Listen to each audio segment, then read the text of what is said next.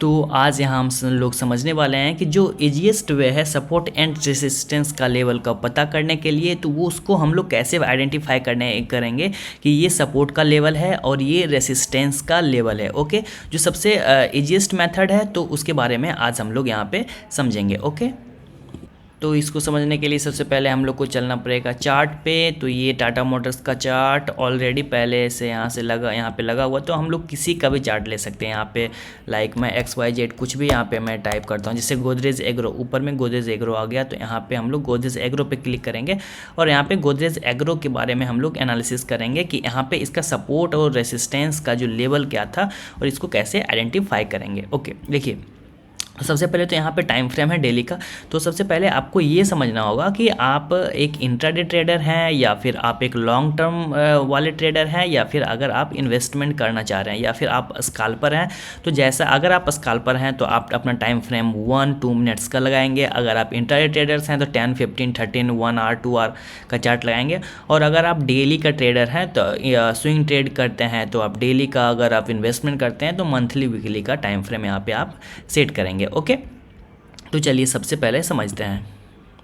तो चलिए हम लोग यहाँ पे सेलेक्ट कर लेते हैं गोदरेज एग्रो का टाइम फ्रेम 1 मंथ, चूँकि ज़्यादा टाइम बड़ा टाइम फ्रेम पे यहाँ पे एनालिसिस करने में बहुत मतलब आसानी होती है, और दूसरी चीज़ ये है कि उसमें एक्यूरेसी ज़्यादा रहती है। देखिए यहाँ पे गोदरेज एग्रो का तो ये 2 अक्टूबर 17 को ये लिस्ट ही हुई है। तो फिर मैं कोई दूसरा स्टॉक सेलेक्ट करता हूँ। ओके, क्योंकि इसमें प्रॉपर डेटा ही नहीं है, ज़्यादा डेटा ही नहीं। जब तक ज़्यादा डेटा नहीं रहेगा सपोर्ट रेसिस्टेंस का एग्जैक्ट लेवल आप पता नहीं कर सकते। यहाँ पे सिंपल सा है कि ये यहाँ से एक बार रेसिस्टेंस फेस किया था तो नेक्स्ट बार यहाँ पे फिर आया, तो ये एक रेसिस्टेंस फेस करके प्राइस नीचे गया। बट ये इस यहाँ से हम लोग कन्फर्म इसको नहीं कर सकते हैं, तो हम लोग कोई दूसरा स्टॉक्स को सिलेक्ट करते हैं, क्योंकि यहाँ पर चार्ट का डेटा बहुत कम है। लाइक अब हम लोग यहाँ पे कुछ भी लिख लेते हैं, जैसे यहाँ पे रिलायंस को ही मैंने सेलेक्ट कर लिया। ओके, अब रिलायंस को हम लोग यहाँ पे सेलेक्ट कर लिया। अब इसके बारे में समझते हैं। तो चलिए यहाँ पे देखते हैं। तो ये रिलायंस को हम लोगों ने सेलेक्ट कर लिया, और देखिए चार्ट को आप जितना छोटा करके देखेंगे ना उतना ज़्यादा क्लियर होगा। देखिए जैसे यहाँ पे चार्ट को हमने बहुत छोटा कर दिया, यहाँ पे देखिए। ओके, तो अब समझते हैं सपोर्ट और रेसिस्टेंस का लेवल। तो दो चीज़ से आप सपोर्ट और रेसिस्टेंस को फाइंड कर सकते हैं। पहला तो आप कर सकते हैं कि आप हॉरिजॉन्टल लाइन को ड्रॉ करके सपोर्ट रेसिस्टेंस को आइडेंटिफाई कर सकते हैं। दूसरा जो इजीएस्ट वे है वो आप ट्रेंड लाइन के थ्रू आप सपोर्ट रेसिस्टेंस को आइडेंटिफाई कर सकते हैं। ओके, पहला चीज़ क्या है? पहला तो हम लोग का हॉरिजॉन्टल लाइन हो गया, ठीक है। और दूसरा जो चीज़ है वो है हम लोग का ट्रेंड लाइन को ड्रॉ करके हम लोग जो है सपोर्ट रेसिस्टेंस को आइडेंटिफाई कर सकते हैं। ओके, तो यहाँ पे हम लोग यहाँ पे एनालिसिस करते हैं। ओके, तो देखिए सबसे पहले क्या है, तो यहाँ पे समझते हैं। तो सबसे पहले चार्ट को छोटा कर लेते हैं। देखिए चार्ट को जब आप छोटा करेंगे तो आपको यहाँ पे क्लैरिटी ज़्यादा होगी। देखिए यहाँ पे सबसे पहले तो हम लोग रेसिस्टेंस और सपोर्ट का जो बात करते हैं वो हॉरिजॉन्टल लेवल से बात करते हैं कि यहाँ पे देखिए, तो ये एक यहाँ पे रेसिस्टेंस फेस करके मार्केट नीचे गई। एक बार तो आपको 1 से 2 बार कन्फर्म होना ही पड़ेगा कि ये रेसिस्टेंस का एरिया बन रहा कि नहीं। दूसरा बार देखिए इस जोन में फिर प्राइस आई और यहाँ पर रेसिस्टेंस फेस करके नीचे गई। तो तीसरा बार हम लोग का ये कन्फर्मेशन हो सकता है कि ये एक रेसिस्टेंस का जोन बन रहा है, जहाँ पे कि हम लोग जो है इसको सेलेक्ट करके यहाँ पे शॉर्ट कर सकते हैं स्टॉक्स को। जैसे यहाँ पे हम लोग कर सकते थे, एक पॉइंट हम लोग को यहाँ पे मिलता, दूसरा पॉइंट हम लोग को यहाँ पे मिलता। ओके, तो ये हॉरिजॉन्टल लाइन से है। दूसरी चीज़ कि हम लोग अगर सपोर्ट की बात करें तो सपोर्ट का लाइन हम लोग का कहाँ पे बनता, तो सपोर्ट का लाइन हम लोग का इस जोन में बनता। देखिए यहाँ पे एक बार सपोर्ट लेकर प्राइस ऊपर गई, इसको यहाँ पे तो हम लोग ट्रेड नहीं करेंगे। दूसरी बार प्राइस इस जोन में सपोर्ट लेकर ऊपर गई तो यहाँ पे भी ट्रेड नहीं करेंगे, क्योंकि इस टाइम तो हम लोग हॉरिजॉन्टल लाइन का ही फॉर्मेशन कर रहा। तो इसको जो है अगर हम लोग यहाँ पे हॉरिजॉन्टल लाइन को ड्रॉ करते हैं, देखिए यहाँ पे एक सपोर्ट का एरिया बनेगा, यहाँ पे एक सपोर्ट का एरिया बनेगा। तो इस टाइम और इन दोनों बार हम लोग यहाँ पे बिल्कुल कैच कर सकते हैं अपने स्टॉक्स के प्राइस को।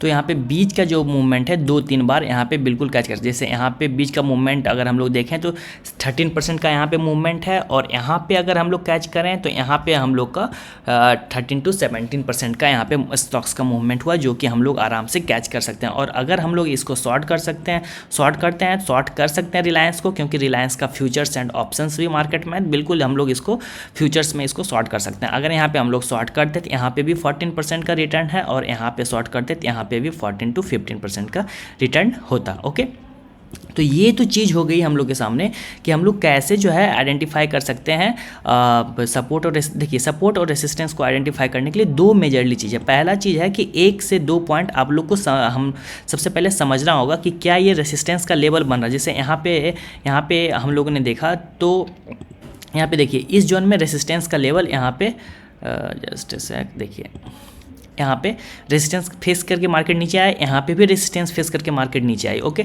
तो तीसरा बार हम लोग यहाँ पे फोरकास्ट कर सकते हैं कि यहाँ पे भी सेम चीज़ होगा। Same cheese most of the time probability यही है कि यहाँ पे होती है। ठीक है, यहाँ चौथा बार भी यहाँ पे प्राइस सेम रिएक्ट किया है। उसी तरह सपोर्ट में भी 1-2 बार तो हम लोग यहाँ पे सिर्फ चेक करेंगे कि क्या ये जोन यहाँ पे एक्चुअल में हो रहा है कि नहीं। ठीक है, सपोर्ट का एरिया बन रहा है कि नहीं। तीसरा बार हम लोग यहाँ पे कैच कर सकते हैं, यहाँ पे भी कैच कर सकते हैं। अगर हम लोग पीछे की बात करें तो देखिए आप चार्ट पे कहीं पे भी चले जाइए, सब जगह आपको सेम चीज़ मिलेगा। देखिए यहाँ पे हम लोग क्या करेंगे, यहाँ पे सबसे पहले एक बार सपोर्ट, यहाँ पे प्राइस नीचे से ऊपर आई, नीचे से ऊपर आई तो यहाँ पे रेसिस्टेंस फेस करके थोड़ा सा नीचे गई, जो कि वैलिड नहीं है। वैलिड इसलिए नहीं है यहाँ पे क्योंकि प्राइस का जो यहाँ पे जो प्राइस में गिरावट हुई है वो गिरावट करीबन 4% की हुई है और वो 10 से 20 दिन में हुई है। तो ये कंसोलिडेशन का फेज है, ना कि ये यहाँ पे प्राइस तो डाउन ट्रेंड में आए। तो इस चीज़ को हम लोग को सबसे पहले समझना होगा। अगर इसकी बात करें तो यहाँ पे देखिए, यहाँ पे रेसिस्टेंस फेस करके मार्केट नीचे आई थी। ओके, तो हम लोग का ये जोन कहीं ना कहीं एक रेसिस्टेंस का एरिया बन सकता था। तो पहला तो हम लोग ने यहाँ ट्राई किया, दूसरा हम लोग कहाँ ट्राई करेंगे, यहाँ पे ट्राई करेंगे। लेकिन यहाँ पे क्या हुआ, ऐसा हुआ नहीं, बिल्कुल प्राइस ब्रेकआउट देके ऊपर चली गई। तो ये हम लोग का रेसिस्टेंस का लेवल नहीं बना। लेकिन अगर इसी प्राइस इसी जोन में अगर हम लोग सपोर्ट की बात करें तो सपोर्ट बिल्कुल हम लोग का देखिए, एक सपोर्ट हम लोग को यहाँ बना, यहाँ पे सपोर्ट बन के प्राइस ऊपर गई। उसके बाद क्या हुआ कि प्राइस फिर यहाँ पे नीचे आई। ठीक है, यहाँ पे नीचे आई तो 2 बार कहीं ना कहीं प्राइस टेस्ट हो गई थी। तो तीसरा बार हम लोग को क्या करना है, यहाँ पे इस जोन में कहीं ना कहीं हम लोग को बाय करना है। और बाय करने के बाद हम लोग देख सकते हैं कि यहाँ पे हम लोग को जो रिटर्न है वो करीबन 16 to 19% का हम लोग यहाँ पे बिल्कुल कैच कर सकते हैं। तो सबसे पहले तो मैं इसको रिफ्रेश कर देता हूँ ताकि सारा चीज़ यहाँ पे क्लियर हो जाए, तो समझने में बिल्कुल आसानी होगी। ओके, अब देखिए तो 2 चीज़ था, आप चार्ट पे कहीं पे भी चल जाइए, मैं यहाँ पे कहीं पे भी जा रहा हूँ, कहीं पे भी चल जाइए, हर एक जगह सेम चीज़ ही आपको मिलेगी।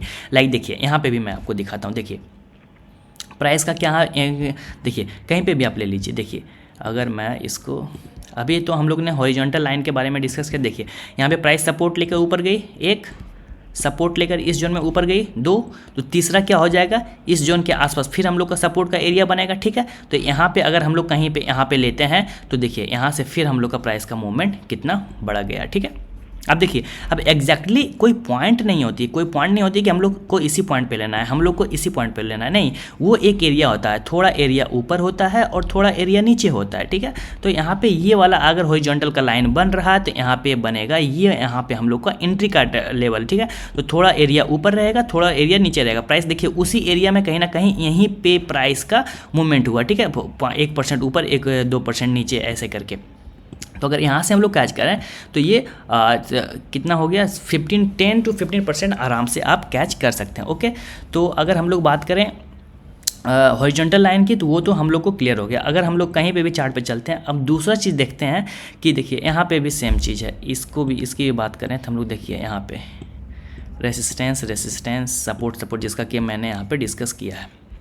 अब आगे हम लोग चल रहे हैं, तो आगे चलने के बाद देखिए यहाँ पे भी कहीं पे भी चार्ट पे जाइए आपको सेम चीज़ ही मिलेगी। ये एक रेसिस्टेंस का लेवल, रेसिस्टेंस, यहाँ पे शॉर्ट करिए, यहाँ पे शॉर्ट करिए, यहाँ पे शॉर्ट करिए, और बिल्कुल ये जो बीच का जो प्रॉफिट है बिल्कुल आप इसको कैच कर सकते हैं।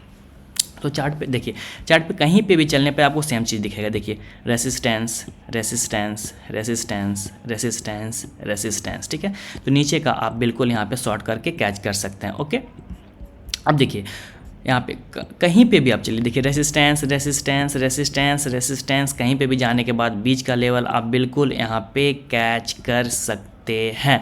ओके, तो ये तो हम लोगों ने बात कर लिया हॉरिजॉन्टल लेवल का। अब हम लोग बात करते हैं और ट्रेंड लाइन का, कि ट्रेंड लाइन के थ्रू हम लोग कैसे आइडेंटिफाई कर सकते हैं। ओके, कि क्या सपोर्ट का लेवल है और क्या रेसिस्टेंस का एरिया। देखिए कहीं पे भी हम लोग चलते हैं, देखिए सबसे पहले तो यहाँ पे ट्रेंड लाइन पे सेलेक्ट करते हैं, उसके बाद इस ट्रेंड लाइन को 2 ट्रेंड लाइन को मिलाते हैं, उसके बाद इसको जो है नेक्स्ट आगे फोरकास्ट कर देते हैं। देखिए तो सबसे पहले क्या हुआ, यहाँ से प्राइस फॉल हुआ, यहाँ से प्राइस फॉल हुआ, दो ट्रेंड लाइन को, दो एंड को मिला के हम लोग ने ट्रेंड लाइन का फॉर्मेशन किया, तीसरा हम लोग का ये फोरकास्ट हो गया, यहाँ से प्राइस नीचे।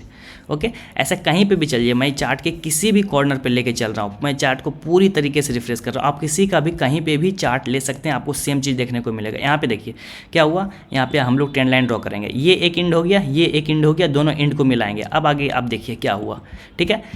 तीसरी बार एक बार यहाँ पे प्राइस आया, यहाँ से ट्रेंड लाइन ड्रॉ किए, यहाँ से ट्रेंड लाइन ड्रॉ किए, इन दोनों में तो हम लोगों ने एंट्री नहीं किया। तीसरा बार देखिए यहाँ पे प्राइस फिर आया, और यहाँ पे आने के बाद क्या, यहाँ पे प्राइस बस टच करके इतना ज़्यादा यहाँ पे सेलर बैठे थे कि इस ट्रेंड लाइन को बस जैसे ही टच किया, प्राइस यहाँ से डायरेक्ट फॉल कर गई। करीबन कहाँ से कहाँ फॉल कर गई, अगर इसकी हम लोग बात करें तो ये प्राइस फॉल कर गई, करीबन 43% फॉल कर गई। और ये जो चार्ट है, ये चार्ट है 20 सितंबर 2001 की। ऐसा नहीं कि 2020 में ही मार्केट फॉल किया, उसके अलावा पहले भी मार्केट फॉल करता था और मार्केट में बुलिश मोमेंटम आती थी। अब देखिए यहाँ पे फिर जो है, अगर हम लोग यहाँ से ट्रेंड लाइन ड्रॉ कर, कहीं से भी आप ट्रेंड लाइन ड्रॉ कीजिए, अगर बॉटम से हम लोग ट्रेंड लाइन ड्रॉ करें, जैसे यहाँ से देखिए ये एक रेजिस्टेंस का लेवल है, रेजिस्टेंस का लेवल है, दो लेवल को हम लोग ने मिला दिया, आगे हम लोग इसको फोरकास्ट कर दिया। देखिए तो क्या हुआ, यहाँ पे देखिए लुक, यहाँ पे फिर एक रेजिस्टेंस का लेवल, प्राइस का फॉल, रेसिस्टेंस फेस किया जैसे ट्रेंड लाइन पे, प्राइस का फॉल, रेसिस्टेंस फेस किया जैसे ट्रेंड लाइन पे, फॉल, रेसिस्टेंस का जोन में आया यहाँ पे फॉल, ठीक है। और जब देखिए प्राइस नीचे से ऊपर जब मूवमेंट जा रही है, तो यहाँ पे रेसिस्टेंस फेस करने के बाद प्राइस कहीं ना कहीं, अगर प्राइस को ब्रेकआउट देके ऊपर जाना है, तो यहाँ पे कहीं ना कहीं प्राइस कंसोलिडेट करती है। ओके, सो वीडियो बहुत लेंदी हो रहा है यहाँ पे क्लियर करने में, तो अब हम लोग यहाँ पे इसको यहीं पे ख़त्म करते हैं। Okay, so thank you for watching, bye bye for now.